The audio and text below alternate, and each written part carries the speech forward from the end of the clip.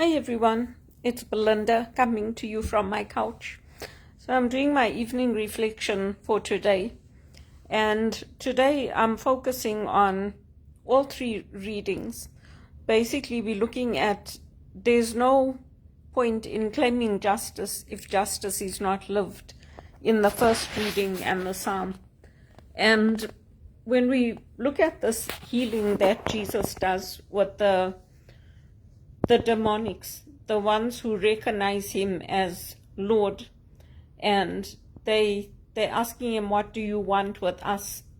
Because he's on his journey, he's going somewhere, and they come out and they ask him, what do you want with us?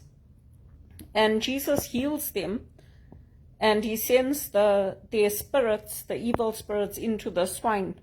But how do the people react? They react by telling him to go away. They don't want him there. They don't want this. What is this that's happening? So that happens in our societies too, because we are doing good as Christians, but people don't want us. They want things to stay as they are. They want things to remain as they are, even though they know the difference between right and wrong. And when they are helped, when they are cured, they don't want that. So for me, I know I'm done with putting up with things, tolerating things for far too long. And all over the world, Christians are speaking out, especially the women, because the women are the ones who form the home. The women are the ones who shape the home. It's like, for me, having my mother in Canada has made a big difference for me, because before that, I was basically on my own. If you don't have one of your parents with you, you're basically on your own. And many of my friends have lost both their parents. I still have my mother, but I know the things that she's teaching me and instilling in me are also going to live on after she's gone.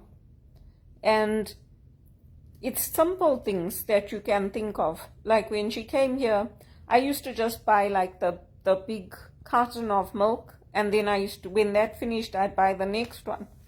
And she said to me, why don't you buy the 3 packets? Then you can freeze 2 of them. I said to her, but I'm on my own. I don't want to buy 3.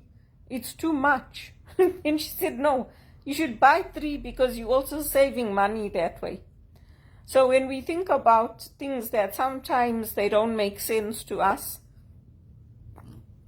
but in the long run, we see that it's actually better.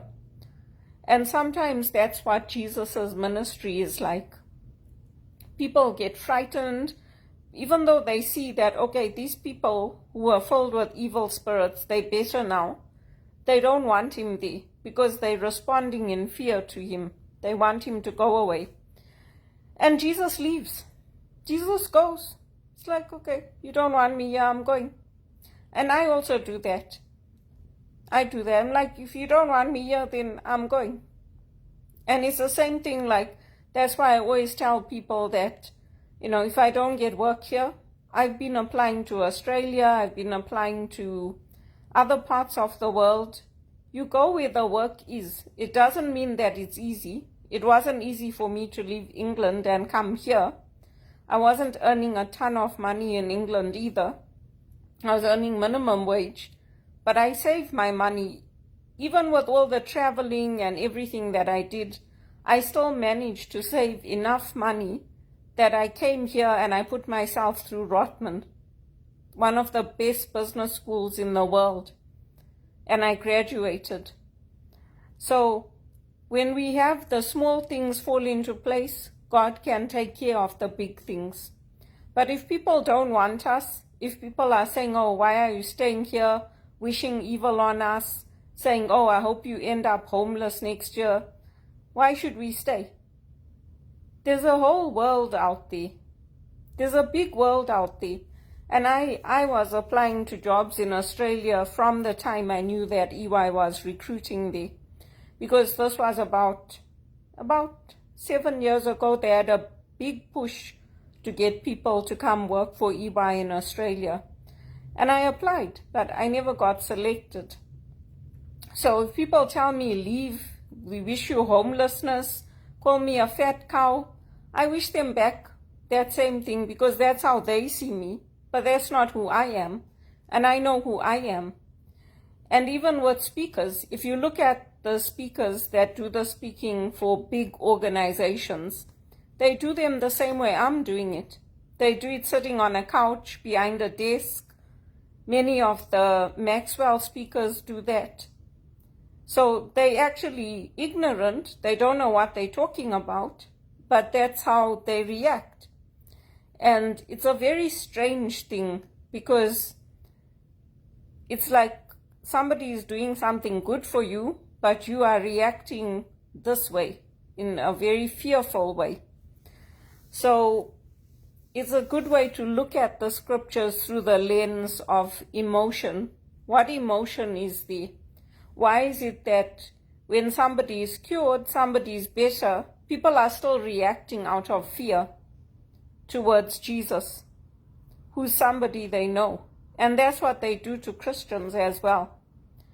So if they don't want it, it's like, okay, you just get to a point where it's like, you know what, you like your systems broken, you like your healthcare broken, you like everything like this, because that's the way you make money.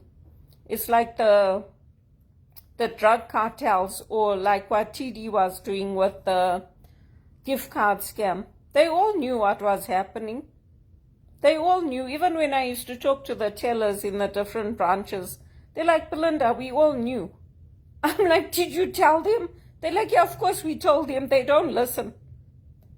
So it's like, you know what? It's ridiculous. It's ridiculous. Even if you watch the money laundering things on HSBC, they were taking bag loads of money. They were putting the money into garbage bags and taking it into the bank. Everybody knew what was happening. You think that when they built those tunnels between Mexico and America, nobody knew, right? No one knew. They knew. They knew. So some of us were fortunate, or maybe unfortunate, to grow up in Rhodesia, because we don't settle. And I'm tired of tolerating things that I know shouldn't be tolerated. That guy that they caught in England, one of the gang leaders that was taking the children between 5 and 12 and raping them above the takeaway shops, the fast food shops. He went and he put a human rights case against the lawyers, against England. Does it make sense? Does it make sense? Would you want your child to be taken and raped as an aunt, as an uncle, as a godmother, as a godfather? You say, oh, that's their culture. Is that what you're going to say? The bloody bastard. That's what he is. That's what the scriptures are talking about in the first reading, when it's saying value true justice, not fake justice. Value true justice. That's what it means. That's what it means for me. That's what it means for me in our world. It's rubbish what they're doing. And that's what the Romans used to do, what these people do. The Romans used to do all these things. And Christianity is supposed to take a different stance. It's supposed to take a different stance. How do you say that something like that is loving? How do you say that something like that is good? How can you justify it in the name of culture?